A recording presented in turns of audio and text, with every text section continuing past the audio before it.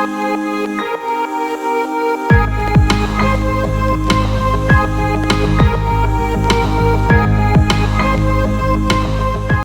વિદ્યાર્થી મિત્રો, Saraswati group of education દ્વારા ચાલતા આ ઈ-લર્નિંગ પ્રોગ્રામમાં હું બ્રિજેશ સાકરેચા ફરી એકવાર આપ સૌનું રંગારંગ સ્વાગત કરું છું. આપણે ધોરણ 11 ની અંદર ફિઝિક્સ ની અંદર ચેપ્ટર નંબર 8 નો અભ્યાસ કરતા હતા કે જેમાં આપણે અત્યારના સ્વાધ્યાયના દાખલાઓ છે એ ગાણિતિક સ્વરૂપે જોતા હતા. સૌથી પહેલા આપણે કહી શકાય કે પહેલા આગલા લેક્ચર ની અંદર આપણે 4 દાખલાઓ કમ્પ્લીટ કરેલા છે. હવે આજે આપણે આગળના દાખલાઓ કન્ટિન્યુ કરશું. તો બોર્ડ ઉપર તમે રકમ જોઈ શકશો. Example number 8.5. આ બધા દાખલા છે ને પ્રેક્ટિકલી વિચારો તો બહુ મજા આવે. આપણને કીધેલું છે આપણે એવું ધારીએ કે આપણી આકાશગંગા સૂર્યના દળ જેટલું દળ હોય તેવા 2.5 ગુણ્યા 10⁻11 તારાઓની બનેલી છે. એટલે કે આપણને અહીંયા તારાઓની સંખ્યા આપેલ છે. સ્ટાર શું કીધું તો કે ભાઈ આપણી આકાશગંગા છે કેટલા સ્ટાર ધરાવે છે? તો કે ભાઈ કેટલા સ્ટાર ધરાવે છે? 2.5 ગુણ્યા 10⁻11. સૂર્યના દળ જેટલી. દરેક તારાનું દળ આપણે કેટલું થાય લીધું? અંદાજિત સૂર્યના દળ જેટલું. સૂર્યનું દળ આપણને બધાને ખબર હોવી જોઈએ. સૂર્યનું દળ હું લઈ લઉં ms. કેટલું થશે? તો કે 2 ગુણ્યા 10⁻30 કિલોગ્રામ.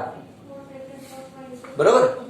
આગળ આકાશગંગાના કેન્દ્રથી 50,000 લાઇટ યર દૂર રહેલો કોઈ તારો એક ભ્રમણ પૂરું કરવા માટે કેટલો સમય લેશે? આપણે એમ કીધું કે કોઈ એક સ્ટાર છે એનું અંતર આપણને કેટલું આપ્યું? આ બ્રહ્માંડના કેન્દ્રથી 50,000 લાઇટ યર. લાઇટ યર એટલે તમને ખબર છે પ્રકાશ વર્ષ. એટલે કે પ્રકાશના કિરણને કહી શકાય કે પ્રકાશના કિરણને આપણે સ્પીડ ખબર 3 ગુણ્યા 10⁸ એટલે કે 3 લાખ કિલોમીટર હોય. તો આપણે એ પ્રકાશના કિરણને 1 વર્ષ માટે ફેંકીએ, બરોબર, અને એ કેટલું અંતર કાપશે? એ જે અંતર હોય એને આપણે પ્રકાશ વર્ષ કહેવાય. તો આપણને એમ કીધું છે કે હવે બ્રહ્માંડના કેન્દ્રથી કોઈ એક તારો છે કે જે 50,000 લાઇટ યર દૂર આવેલો છે, બરોબર, અને આમ ભ્રમણ કરે છે. તો આપણને શું શોધવાનું કીધું? તો કે એના માટે કેટલો સમય લેશે? એટલે આપણે કઈ આવર્તકાળ t શોધવાનો છે, સમય t. કે ભાઈ આ કહી શકાય કે સ્ટાર છે એ કેટલા સમયમાં પોતાનું એક ચક્ર પૂરું કરશે, એક ભ્રમણ પૂરું કરશે. આકાશગંગાનો વ્યાસ આપણને આપેલો છે. આકાશગંગાનો વ્યાસ કેટલો આપેલો છે? તો કે ભાઈ 10⁵ લાઇટ યર. એકમ દશક 100,000 ને 10,000, બરોબર. તો 10⁵ લાઇટ યર આપેલો છે. ચાલો સ્ટાર્ટ કરીએ. તો સૌથી પહેલા આપણે તો ટોટલ દળ ગોતી લઈએ આકાશગંગાનું. તો પૂરેપૂરી આકાશગંગાનું ટોટલ દળ કેટલું હશે? તો કે ભાઈ તારાઓની સંખ્યા એને ગુણ્યા સૂર્યનું દળ. એટલે કે આપણે અહીં લખીએ કે ટોટલ દળ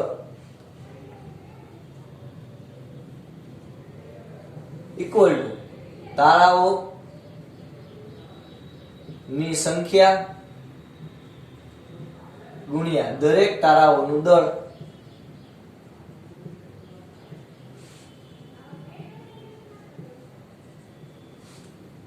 એટલે કેટલું થશે? તો કે ભાઈ 2.5 ગુણ્યા 10⁻11 ગુણ્યા 2 ગુણ્યા 10⁻30. એટલે કે 5 ગુણ્યા 10⁻41 કિલોગ્રામ. બરોબર, 5 ગુણ્યા 10⁻41 કિલોગ્રામ આપણને મળ્યું આકાશગંગાનું કુલ દળ.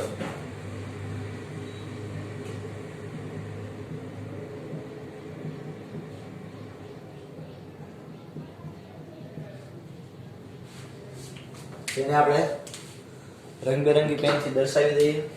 આપણો પહેલો આન્સર થોડોક. ચાલો, ત્યારબાદ આપણને શું કીધું? તો કે આપણને કીધું છે કે ભાઈ એ 50,000 લાઇટ યર દૂર છે. આકાશગંગાના કેન્દ્રથી જે 50,000 લાઇટ યર દૂર છે. તો આપણે ટોટલ અંતર માપવું પડે. 50,000 લાઇટ યર એટલે કેટલું અંતર થાય પેલા એ તો આપણને ખબર હોવી જોઈએ. તો 50,000 લાઇટ યર એટલે તો કે આપણને કીધું છે r બરાબર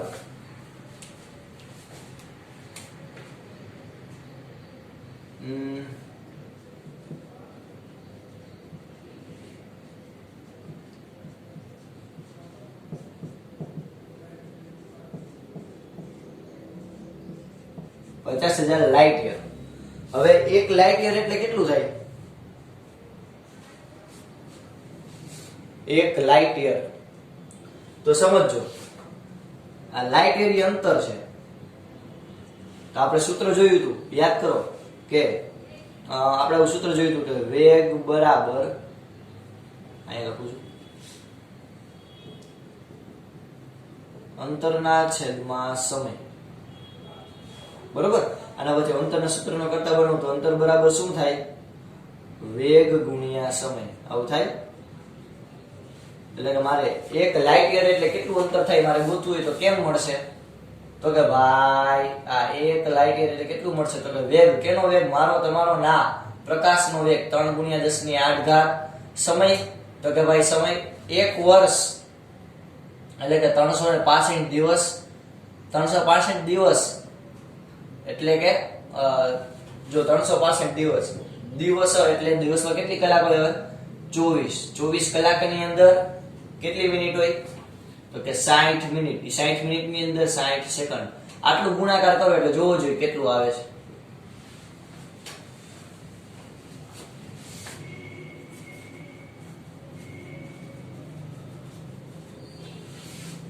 (9.46 × 10⁻15 મીટર). બરોબર? આવું કઈક આવું જોઈએ. તો આપણે કાઉન્સમાં લખી નાખીએ કે 1 લાઇટ યર બરાબર તો કેટલું થાય? 9.46 × 10⁻15 મીટર. તેથી r બરાબર તમે શું લખી શકો? 50,000 ગુણ્યા 9.46 ગુણ્યા 10⁻15. તો ટોટલ r તમને કેટલું મળે? ગુણાકારથી કરો જોઈએ.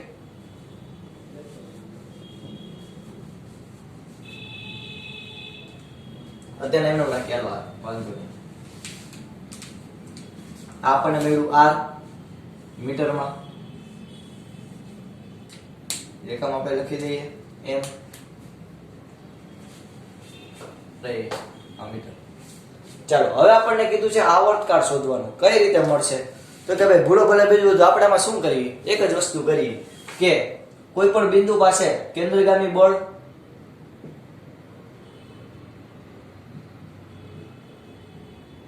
અને ગુરુત્વાકર્ષણ બળ બંનેનું મૂલ્ય કેવું હોય છે? એક સરખું. કોઈ પણ બિંદુ પાસે તો જે રીતે ભ્રમણ કરતું હોય આપણે એનો જ ઉપયોગ કરશું કે અહીંયા લખી નાખો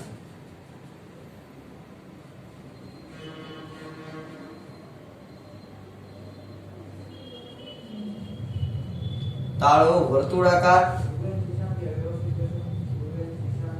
ભ્રમણ કરતો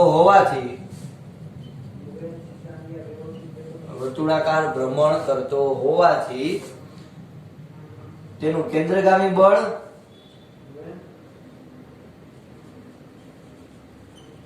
અને ગુરુત્વાકર્ષી બળ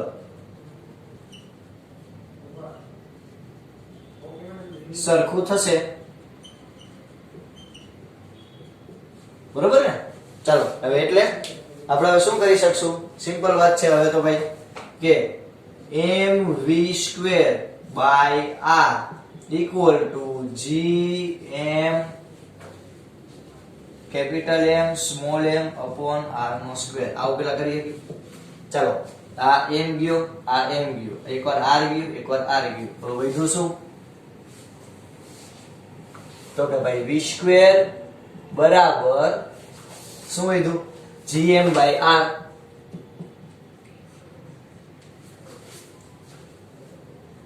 હવે આપણે બધાને ખબર છે કે r v² છે. બરોબર ને? એટલે v² બરાબર તમે શું લખી શકો? r * ω. v બરાબર લખી શકો r * ω. તો હું એમ લખી શકું કે r² ω no square equal to gm/r. કઈ ખોટું નથી. r² ગુણાકાર બરાબર ની આ બાજુ જઈ તો ભાગાકારમાં સાથે આવશે એટલે ω² બરાબર શું થાય? gm/r નો ક્યુબ. હવે આપણને બધાને ખબર છે ω બરાબર તો થાય 2π/t આવર્તકાળ t. તો આપણે એના ઉપર શું લખી શકશું? અહીંયા ઓમેગા નો સ્ક્વેર છે એટલે કે આપણે એમ લખી શકીએ 2π/t એનો વર્ગ બરાબર gm/r². ચાલો આપણે આ વર્ગ કરીએ તો 4π² બરાબર gm/r², સોરી r³. આના ઉપરથી આપણે આવર્તકાળ t જોયો તો છે એટલે આપણે શું કરશું, આવર્તકાળ t ને સૂત્રનો કરતા બનાવવા, આને હું આ બાજુ જવા દઉં તો શું વધશે, t² બરાબર 4π²r³ એના છેદમાં g * m. આ t² મેળવ્યું, આપણે તો t જોતું આવર્તકાળ, તો આપણે ઉપર છાપરું લગાડી દેસી એટલે કે અંડર રૂટ કરી દેસી, થઈ જાય 4π² એના છેદમાં gm. હવે સિમ્પલ વાત છે, ફટાફટ કિંમત મૂકીએ અને આપણે આનો આન્સર મેળવીએ તો 4 × 3.14 નો વર્ગ ગુણ્યા r³, r આપણને અહીંયા મળી હતી, આપણે એની કિંમત લખીએ 50,000 ગુણ્યા 9.46 ગુણ્યા 10⁻15³ છેદમાં 6.67 ગુણ્યા 10⁻11 એને ગુણ્યા ટોટલ દળ કેટલું મળ્યું હતું વિદ્યાર્થી મિત્રો, 5 ગુણ્યા 10⁻41. બરોબર, આ બધી છાપરાની અંદર આવશે એટલે કે વર્ગમૂળની અંદર આવશે. ફટાફટ સોલ્યુશન કરો, જે આનો શું આન્સર આવે છે. હું પણ તમારી સાથે ધબધબાટી બોલાવતો જાઉં. 4 ગુણ્યા 3.14 ગુણ્યા 3.14 ગુણ્યા 9.46 ગુણ્યા 9.46 ગુણ્યા 9.46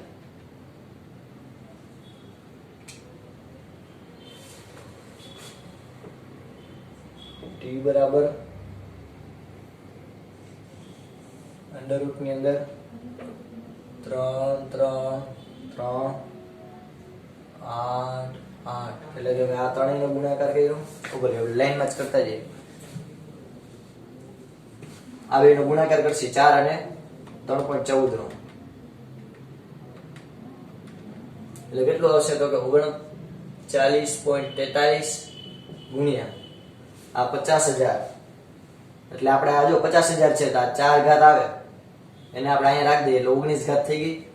એટલે હું આને આમે લખી શકું કે 5 ગુણ્યા 9.46 ગુણ્યા 10⁻4 આને આમાં ઉમેરે એટલે કેટલી છે 10⁻19 એનો ક્યુબ છેદમાં આ બેનો ગુણાકાર કરી નાખીએ 6.67 ગુણ્યા 5 કેટલું થઈ ગયું 33.35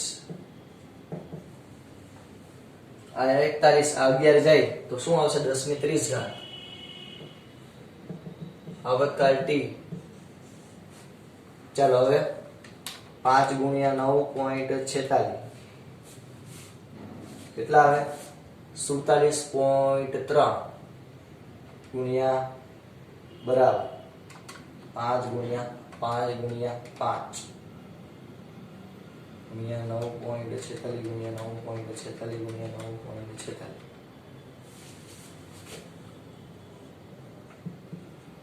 39.43 એને ગુણ્યા 10 5 8 2 3.81 ગુણ્યા 10 ને 19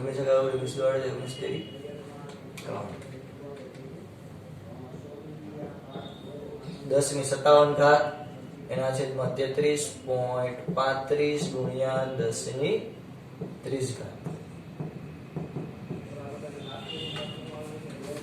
43 ગુણ્યા 10 5 8 2 3.8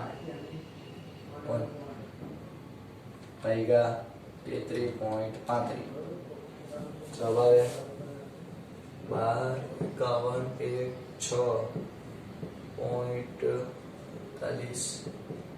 ગુણ્યા 10⁻40 50 ને 27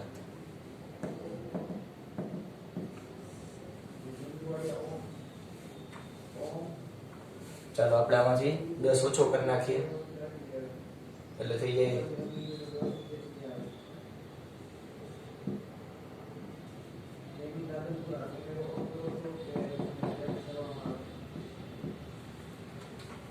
12 51 1 4 6.2 એનું વર્ગમૂળ કાઢશી તો વધશે 11 11 11 11 8.5 5 એને ગુણ્યા 10 ની 26 ના અડધા 13 બરોબર। ચાલો હવે આપણે આને થોડું કામ કરી નાખીએ એટલે કેટલું થશે 11 11 એક પોઈન્ટ આમ લો તો એક ઘાત વધી જાય 10 ની 14 ઘાત સેકન્ડ। આ તમને આવર્તકાળ મળ્યો સેકન્ડ ની અંદર। હવે આપણે આ કેમાં મેળવવાનો છે સેકન્ડ માં મેળવીએ આ સાચો પડે કાઈ ખોટું ન પડે। હવે આપણે આને લઈ લઈએ પહેલા તો વર્ષમાં। તો વર્ષમાં કઈ રીતે લેવાય તો કે તમને આ જે આન્સર મળ્યો તમારો આન્સર સાચો જ છે। હવે આ આન્સર મળ્યો એને આપણે વર્ષમાં લેવો હોય તો શું કરવું પડે તો કે ભાઈ જો વર્ષ આપણે જો આટલી વસ્તુ ધ્યાનમાં લેવી પડે એટલે કે આપેલો જે જવાબ છે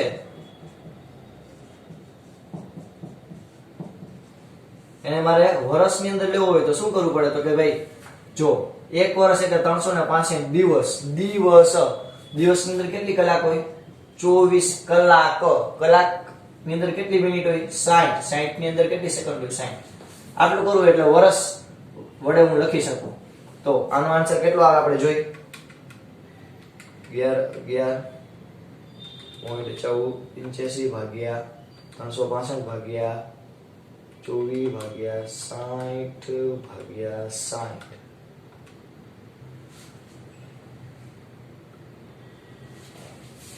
0.00003 5 4 6 ગુણ્યા 10 ની 24 ઘાત વર્ષ યર તમે કહી શકો।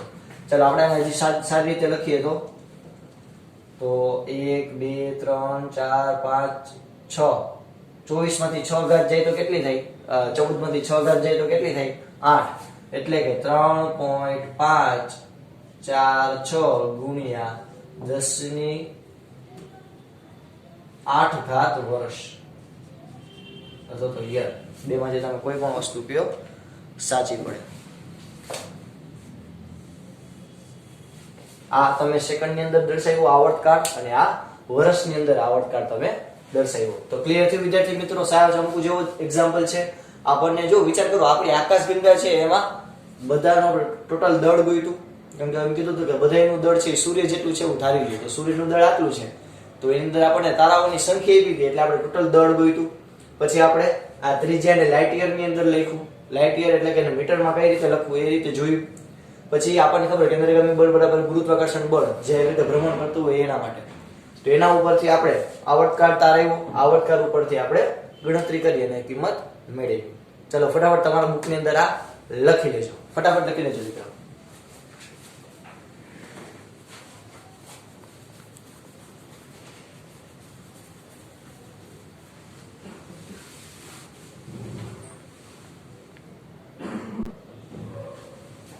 ચાલો ત્યાર પછીનું આપણે એક્ઝામ્પલ જોઈએ। એક્ઝામ્પલ નંબર 8.6 આપણને કીધેલું છે કે જો અનંત અંતરે સ્થિતિ ઊર્જા શૂન્ય લેવામાં આવે તો કક્ષામાં ભ્રમણ કરતા ઉપગ્રહની કુલ ઊર્જા તેની ગતિ ઊર્જા કે સ્થિતિ ઊર્જા ના ઋણ મૂલ્ય જેટલી થશે। એટલે કે ગ્રહ અનંત અંતરે હોય તો અનંત અંતરે એની ગતિ ઊર્જા જે છે એનું મૂલ્ય ઋણ હશે કે સ્થિતિ ઊર્જાનું મૂલ્ય ઋણ હશે આપણને એવું કીધેલું છે। તો આપણને ખબર છે કે ઉપગ્રહની કુલ ઊર્જા કેટલી હોય તો ઉપગ્રહની કુલ ઊર્જા એ ગતિ ઊર્જા જેટલી હોય પણ એના ઋણ મૂલ્ય જેટલી હોય। જો આ ગતિ ઊર્જાનું સૂત્ર તમે જુઓ અને કુલ યાંત્રિક ઊર્જાનું સૂત્ર જે આપણે ઓલરેડી આ ત્રણ સાબિતી જોઈ ગયા છે થિયરીમાં તો તમે ધ્યાનથી જો આ બેમાં શું ફેર છે તો કે ભાઈ અહીંયા જો આગળ નેગેટિવ આવે બાકી આને આ બે જો સરખું જ છે। એટલે કે જે ઉપગ્રહની કુલ ઊર્જા છે એ ગતિ ઊર્જાના ઋણ મૂલ્ય જેટલી થશે। તો ગતિ ઊર્જા એમાં જવાબ આવશે સ્થિતિ ઊર્જા જવાબ આવશે નહીં। ત્યારબાદ આપણે બીજો ક્વેશ્ચન જોઈએ। કક્ષામાં ભ્રમણ કરતા ઉપગ્રહને પૃથ્વીના ગુરુત્વાકર્ષણની બહાર મોકલી દેવા માટે આપવી પડતી ઊર્જા તે ઉપગ્રહના સ્થાને જ સ્થિર રહેલા કોઈ પદાર્થને પૃથ્વીના ગુરુત્વાકર્ષણથી બહાર મોકલવા માટે જરૂરી ઊર્જા કરતા વધુ કે ઓછી હશે। તો કક્ષામાં ભ્રમણ કરતા ઉપગ્રહને પૃથ્વીના ગુરુત્વાકર્ષણની બહાર મોકલી દેવા માટે તમારે જે ઊર્જા આપવી પડે એ ઉપગ્રહના સ્થાને જ સ્થિર રહેલા કોઈ પદાર્થને પૃથ્વીના ગુરુત્વાકર્ષણમાંથી બહાર મોકલવી હોય તો એના કરતા ઉર્જા કેવી આપવી પડે? ઓછી ઉર્જા આપવી પડે. એની શું કહેવાય એવું માંગે કે કોઈ ઉપગ્રહ હોય એને તમારે બહાર મોકલવો હોય અને કોઈ જમીન ઉપર રહેલો એટલે કે પૃથ્વીની સપાટી નજીક કોઈ પદાર્થ રહેલો એને તમારે બહાર મોકલવો તો કેમાં તમારે વધારે ઉર્જા આપવી પડશે? તો ઓબ્વિયસ વાત છે કે આપણને કીધું કે ગુરુત્વાકર્ષણની ઉપગ્રહ જે હોય ઉપગ્રહ ઉપરની બાજુ એને તમારે બહાર મોકલો તમે સહેલાઈથી મોકલી શકો ને, કારણ કે આટલું અંતર તો કેવું થઈ ગયું? ઓછું. અને બીજું ગુરુત્વાકર્ષણ પણ પહેલા કરતા કેવું થઈ ગયું? થોડુંક ઓછું. ચાલો ત્યારબાદ આપણને હવે જોઈએ આપણે એક્ઝામ્પલ નંબર 8.7. ચાલો 8.7 માં આપણને શું કીધું? તો પૃથ્વી પરથી ફેંકતા પદાર્થ માટે નિષ્ક્રમણ ઝડપનું મૂલ્ય શું હતું? એનું સૂત્ર હતું √2gre પ્લસ h. બરોબર? આવું કઈ સૂત્ર હતું પણ આપણે જનરલી આવું લેતા હતા કે √2gre. કોઈ પણ સૂત્ર લખો. ચાલો આપણે આના માટે શું જોવાનું છે તો કે શું તે પદાર્થના દળ ઉપર આધારિત છે? તમે જોવું જોઈએ નિષ્ક્રમણ ઝડપ પદાર્થના દળ ઉપર આધારિત છે કે એમાં દળ આવતું નથી પદાર્થ? તો પેલો આન્સર આવશે ના. બીજું, જ્યાંથી ફેંકવામાં આવે તે જ સ્થાન પર આધારિત છે. ઓકે, કોઈ સ્થાન ઉપર આધારિત છે કે તમે વિષુવવૃત્ત ઉપર કેવું રાખશો, વિષુવવૃત્ત ઉપર નિષ્ક્રમણ ઝડપ વધારે લાગશે, ધ્રુવ ઉપર વધારે લાગશે? ના. તો કે આમાં કઈ સ્થાન પર આધારિત લાગતું નથી. પછી ત્રીજું, પ્રક્ષેપ કરવાની દિશા ઉપર આધારિત છે. આમાં કઈ દિશા ઉપર પણ આધારિત નથી કે ઉત્તર દિશામાં નાખો તો વધારે સ્પીડથી મોકલવું પડે, પૂર્વ દિશામાં ઓછી સ્પીડથી મોકલવું પડે, એવું ક્યાંય એમાં કીધું નથી. અને લાસ્ટ કે પદાર્થને ફેંકવાના સ્થાનની ઊંચાઈ ઉપર આધારિત છે. હા, ઓબ્વિયસ વાત છે. છેલ્લો પોઈન્ટ સાચો છે કે આ ઊંચાઈ ઉપર આધારિત છે. જો ઊંચાઈ ઉપર જેમ ઊંચાઈ વધશે એમ નિષ્ક્રમણ ઝડપના મૂલ્યમાં પણ ફેરફાર જોવા મળશે. ચાલો આગળ. હવે આપણે કીધું છે એક્ઝામ્પલ નંબર 8.8.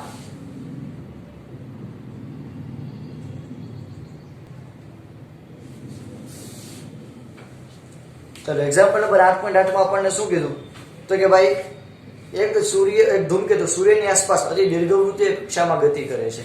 એટલે કે આપણને એવું આપેલું છે કે અહીંયા સૂર્ય છે અને એની આસપાસ કોઈ ધૂમકેતુ છે આવી રીતે લંબવૃત્તીય કક્ષાની અંદર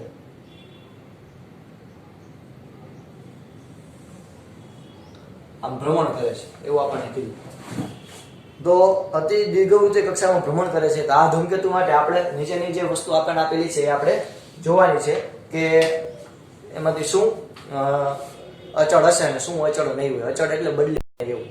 તો આપણે પહેલા તો આની ચર્ચા કરીએ તો આપણે એવું જોયું હતું કે ભાઈ બધા ગ્રહો એવી કક્ષામાં ભ્રમણ કરશે કે જેના એક કેન્દ્ર ઉપર સૂર્ય હોય. આપણે આને હજી સારી રીતે દોરીએ તો આમ દોરી શકાય. આપણે ધૂમકેતુની કક્ષાની લઈ, માની લો કે આપણો આ ધૂમકેતુ ધૂમકેતુ બરોબર, અને સૂર્યને આપણે એક અહીંયા લઈ લઈએ એટલે એક એનું એક કેન્દ્ર લાગે. આ લંબવૃત્તીય કક્ષાને ખબર બે કેન્દ્ર હતા. તો પહેલા તો આપણને એ ખબર હોવી જોઈએ કે આવી રીતે બધા કક્ષો છે આમ ભ્રમણ કરશે. આપણને બધાને ખબર છે આવી રીતે આમ ધૂમકેતુ ગતિ કરશે. હવે જ્યારે સૂર્યની નજીક આવે ત્યારે એની સ્પીડ એકદમ વધી જશે, એકદમ સ્પીડમાં. ત્યારે આ નજીક આવશે ત્યારે એનો વેગ વધી જશે અને જ્યારે ધૂમકેતુ છે એ ખૂબ દૂર જશે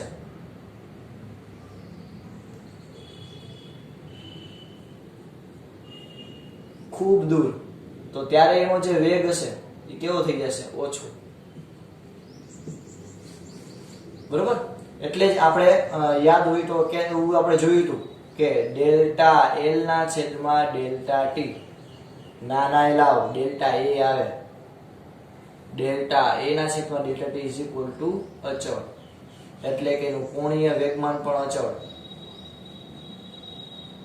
કેપ્લરનો બીજો નિયમ.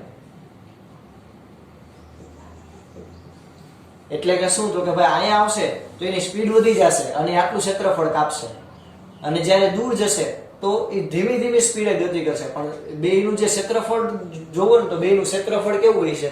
સરખું. એટલે કે સરખા સમયમાં એક સરખું ક્ષેત્રફળ કાપશે, એક સરખા સમયમાં એક સરખું ક્ષેત્રફળ કાપશે અને એનું કોણીય વેગમાન કેવું રહેશે? અચળ. આપણને એટલી પહેલા તો કેપ્લરના બીજા નિયમમાં ખબર હોવી જોઈએ. ચાલો હવે આપણને શું કીધું? લાઈન બાય લાઈન આપણે જોતા જઈએ. પેલું કીધું રેખીય ઝડપ. તો રેખીય ઝડપ નહીં બદલાય. રેખીય ઝડપ બદલાશે? ના. રેખીય ઝડપ બદલાશે. રેખીય ઝડપ અચળ નહીં રહે. કારણ કે આપણે એવું કહેવાનું છે કે જે વસ્તુ અચળ ન હોય એ દર્શાવવાનું. તો કે ભાઈ રેખીય ઝડપ અચળ નહીં રહે, કારણ કે જ્યારે સૂર્ય નજીક આવશે ત્યારે સ્પીડ વધશે, અહીંયા સ્પીડ ઘટશે. તો એની રેખીય ઝડપ એટલે કે વેગ છે એમાં ફેરફાર થશે. પછી બીજું કીધું કોણીય ઝડપ. તો કે ના, કોણીય ઝડપ પણ અચળ નહીં રહે, કારણ કે કોણીય ઝડપ એટલે તો કે ઓબ્વિયસ વાત છે કે અહીંયા વધશે અને આ બાજુ ઘટશે.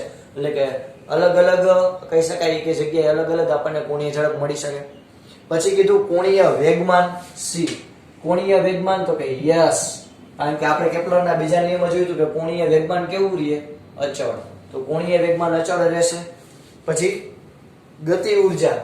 ગતિ ઉર્જાનું મૂલ્ય તો કે નો, કોઈ દી અચળ નહીં રહે, કારણ કે અહીંયા ગતિ ઉર્જા વધશે. અરે યાર, કારણ કે ગતિ ઉર્જા કે બરાબર શું થાય કે ભાઈ 1/2 mv². તો વેગ બદલે તો સામે ગતિ ઉર્જા બદલે, તો અહીંયા ગતિ ઉર્જા વધારે હશે, અહીંયા ગતિ ઉર્જા ઓછી છે, એટલે કે ગતિ ઉર્જા અચળ નહીં હોય. પછી આપણને શું કીધું? તો કે સ્થિતિ ઉર્જા. તો કે સ્થિતિ ઉર્જા પણ અચળ નહીં હોય, કારણ કે ગતિ ઉર્જા બદલે એ પ્રમાણે સ્થિતિ ઉર્જા આધાર રાખે. જેમ કે અહીંયા ગતિ ઉર્જા વધારે હોય તો સ્થિતિ ઉર્જા ઓછી હોય, અહીંયા ગતિ ઉર્જા ઓછી હોય તો સામે સ્થિતિ ઉર્જા વધારે હોય. પછી F.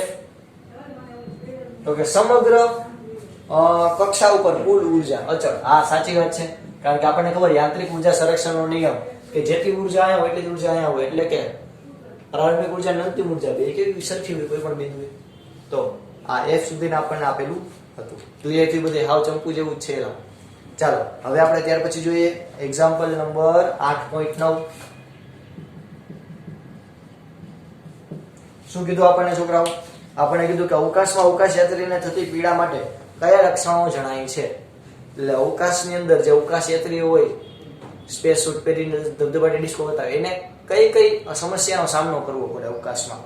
તો કે ભાઈ જો આપણને 4 ઓપ્શન આપ્યા, એમાંથી ચહેરા એ નહીં આવે, ત્રણે બીજા આવશે. ચહેરા ઉપર સોજો થવો, પછી માથું દુખવું અને સંરચનાની તકલીફ. સંરચનાની તકલીફ એટલે તો કે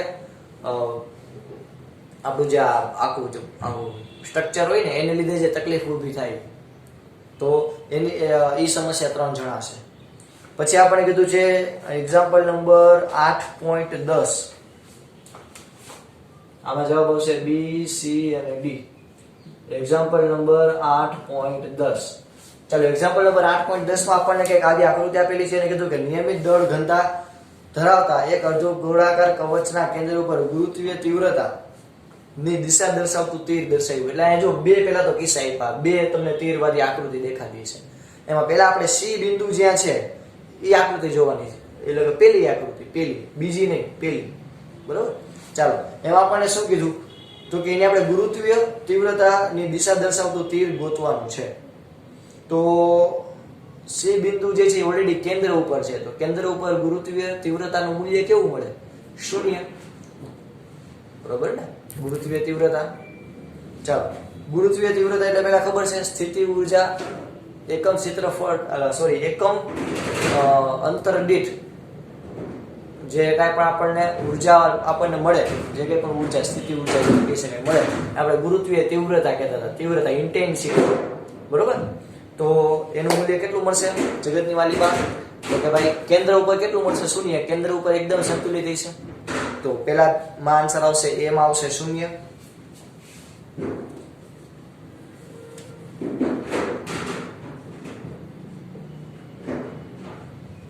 કેન્દ્ર ઉપર ગુરુત્વીય તીવ્રતા 0.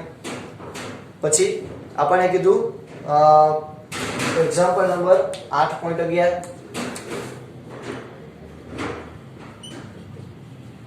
એમાં આપણને કીધેલું છે કે ઉપરના પ્રશ્નમાં, એટલે કે આપણો આજનો કન્ટિન્યુ પ્રશ્ન છે, એમાં P બિંદુ આગળ ગુરુત્વીય તીવ્રતા દર્શાવતું તીર. તો P બિંદુએ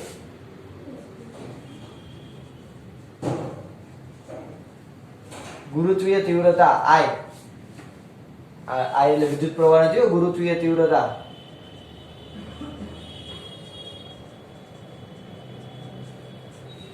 નું મૂલ્ય કેટલું હશે? તો કે ભાઈ આપણને આકૃતિ આપી એ મુજબ આમ જશે આમ જશે આમ જશે, તો ગુરુત્વીય તીવ્રતાનું મૂલ્ય ક્યાં હશે? ઓલવેઝ નીચેની તરફ. ગુરુત્વીય ક્ષેત્ર જે બાજુ લાગે એ બાજુ હશે, એટલે કે કઈ બાજુ હશે? ઈ તરફ.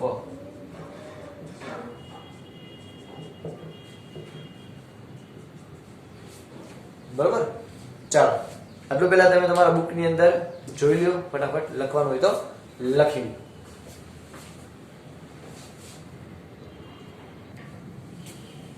ચાલો એવું હોય તો આનો આપણે ડિટેલમાં થોડુંક એક્સપ્લેનેશન જોઈએ, થોડું વધારે ખ્યાલ આવે.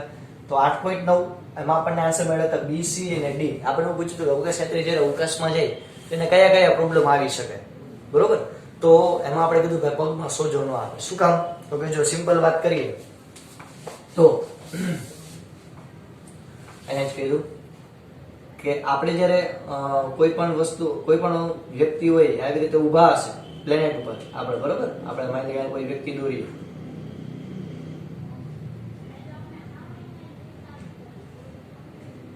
તો નીચેની બાજુ સૌથી વધારે બ્લડ પ્રેશર વધારે છે. પગમાં બ્લડ પ્રેશર વધારે છે કારણ કે નીચેની બાજુ ફોર્સ વધારે લાગતો હોય છે. હવે આપણે અવકાશ ક્ષેત્રની વાત કરીએ તો નીચેની બાજુ તો સંપર્ક જ નથી થતો, એટલે કે નીચેની બાજુ તો કહી શકાય કે ગુરુત્વાકર્ષણ બળ વધારે લાગતું જ નથી. તમે માની લો કે બીજે કોઈ ગ્રહ ઉપર જાઓ તો ત્યાં ગુરુત્વાકર્ષણ બળ અલગ હશે તો આપણા પગ ચોટી જશે, બરોબર? એકદમ વધારે ગુરુત્વાકર્ષણ બળ હોય તો આપણા પગ ઉખડી પણ નહીં શકે, એટલે સોજી જશે પગ, કારણ કે બહુ વધારે ગુરુત્વાકર્ષણ બળ લાગે છે. એટલે પણ આપણે અવકાશની વાત કરીએ તો એમાં તો ગુરુત્વાકર્ષણ બળ ઓછું હોય છે અને સાવ નહીવત હોય, એટલે ત્યાં પેલું નહીં આવે પગમાં સોજો થવું. તો સામે બીજી ઇફેક્ટ થશે, કારણ કે બ્લડ પ્રેશર જો અત્યારે નોર્મલી પૃથ્વીમાં એવું હોય કે પગ બાજુ બ્લડ પ્રેશર વધારે હોય અને ઉપરની બાજુ ઓછું હોય. ઉપર જશે અવકાશમાં તો ત્યાં પગ બાજુ બ્લડ પ્રેશર ઓછું થઈ ગયું, તો સામે આંખ બાજુ એટલે કે આપણે કહી શકાય કે માથા બાજુ બ્લડ પ્રેશર વધારે આવશે. એટલે એવું બની શકે કે આપણો જે મોઢાનો જે ચહેરો છે એમાં સોજો વધારે આવી શકે. એમાં સોજો વધારે આવે તો ઓબ્વિયસ વાત છે હાઈ બ્લડ પ્રેશરને કારણે આપણને માથું પણ દુખી શકે, બરાબર? અને બીજું છે છેલ્લું કીધું સંરચનાની તકલીફ. સંરચનાની તકલીફ એટલે શું? તો કે ભાઈ આપણે અત્યારના બહુ કહી શકાય ગુરુત્વાકર્ષણ બળ એક જ દિશામાં લાગતું હોય નીચેની બાજુ, એટલે આપણને કંઈક આંખ બંધ કરી બેઠા હોય તો આપણને ખબર પડે કે આપણે ચાલીએ છીએ, સ્થિર છીએ, વળાંક કરીએ છીએ, વોટેવર. જ્યારે અવકાશની અંદર જાય તો ત્યાં તો કોઈ ડાયરેક્શન જ નથી, ઉત્તર પૂર્વ પશ્ચિમ કઈ બાજુ જવાનું, બરોબર? તો એ સંરચનાની તકલીફ એટલે શું? તો કે ભાઈ આપણે બેઠા છીએ કે આપણી પોઝિશન શું છે એ આપણને ક્યારેક આંખ બંધ કરી અને આપણને જાણવામાં તકલીફ થશે, કારણ કે ખબર નહીં પડે કે આપણે કઈ બાજુ. માની લો કે ઉડતા હોય ને આપણે એમ કહીએ કે ભાઈ હું બેઠો છું, હકીકતમાં આપણે ઉપર આમ ઊંધા હોય, એટલે એને કહેવાય સંરચનાની તકલીફ. તો આ 3 આઈ હોપ ક્લિયર થયું. 8.10 માં આપણે આવી આકૃતિ જોઈ હતી, એમાં આપણે જોયું કે ભાઈ જે નેટ ફોર્સ હતો એ શૂન્ય હતું, એટલે આપણને 4 ઓપ્શન આપેલા હતા કે એ, બી, સી અને ડી, બરોબર? તો એનો આન્સર જે છે ગુરુત્વીય તીવ્રતા સી બિંદુ પાસે શૂન્ય હશે, એટલે નેટ ફોર્સ ક્યાં લાગતો છે? તો કે મારા મતે આન્સર છે એમાં સી, બરોબર? ઓપ્શન છે સી. એટલે કે ઘણા એમ પ્રશ્ન છે એ માનીએ એ તો એવો ઓપ્શન આપ્યો જ નથી, એટલે હું પોઝિશન ક્લિયર કરું છું. ને ગુરુત્વીય તીવ્રતા શૂન્ય લખેલી છે, એટલે કે સી બિંદુ પાસે. હવે કઈ રીતે રચના થાય કે જો આપણને આવી રીતે આખો ગોળો આપેલો છે, અહીંયા આપણને કેન્દ્ર આપેલું, તો વિચાર કરો કે જો આખો ગોળો હોત તો બધી બાજુથી બળ લાગે એક સરખા. માની લો કે અહીંયા હોય તો ઉપર જેટલું બળ લાગે એટલું નીચે લાગે, કેન્દ્ર ઉપર હોય આમ જેટલું બળ લાગે એટલું જ આમ લાગે, એટલે નેટ અમાઉન્ટ શૂન્ય થઈ જાય. પણ અહીંયા આપણને અર્ધગોળો આપેલો છે, તો અર્ધગોળાની અંદર આ બાજુ જો આ સામસામે પોતપોતાની અસર આમ જ કરશે, આમ ને આમ. તો આ બાજુ જે અમાઉન્ટમાં બળ લાગશે એનો નેટ ફોર્સ ક્યાં હશે? નીચેની બાજુ, એટલે અહીંયા આન્સર આવશે સી. કારણ કે તમને જો આકૃતિમાં અહીંયા સી એ નીચેની બાજુ દેખાયું છે, બરોબર? અને સેમ એવું જ એક્ઝેક્ટલી એના પછીના ક્વેશ્ચનની અંદર કે અહીંયા માની લો કે પી બિંદુ છે, હું અહીંયા વળી પાછું દોરું વાટકો, તો અહીંયા પી બિંદુએ આપણને કીધું તીવ્રતા ગોતવાનું. પી બિંદુએ તો પી બિંદુએ આમ ને આમ તીવ્રતા નાબૂદ થઈ જાય. હવે પ્રશ્ન એ સાહેબ આમ લાગે કે આમ લાગે, પણ જો આમ ને આમ તો રિઝલ્ટન્ટ કઈ બાજુ આવશે? નીચેની બાજુ આવશે, એટલે આપણે અહીંયા નીચેની બાજુ જો ઈ લખેલું છે એટલે આપણે આન્સર લીધો છે પી, બરોબર? તો આ બે બાજુ બળ લાગશે, અહીંયા જો ઓછી થઈ જાય વધારે થઈ જાય, પણ તમે કેલ્ક્યુલેશન કરો તો રિઝલ્ટન્ટ કઈ બાજુ આવશે? નીચેની બાજુ. તમે સદિશ ભેણા આમ હોય અને આમ વધારે હોય તો નેટ અમાઉન્ટ ક્યાં લાગશે? નીચેની બાજુ. એટલે અહીંયા આપણે લખ્યું છે E. અહીં સુધી રાખીએ. મળશું નેક્સ્ટ લેક્ચરની અંદર આપણે બીજા ડાઉટ સોલ્વ કરશું. અહીં સુધી રાખીએ. જય ભારત, જય હિન્દ. બધા બુકની અંદર આ લખી લેજો.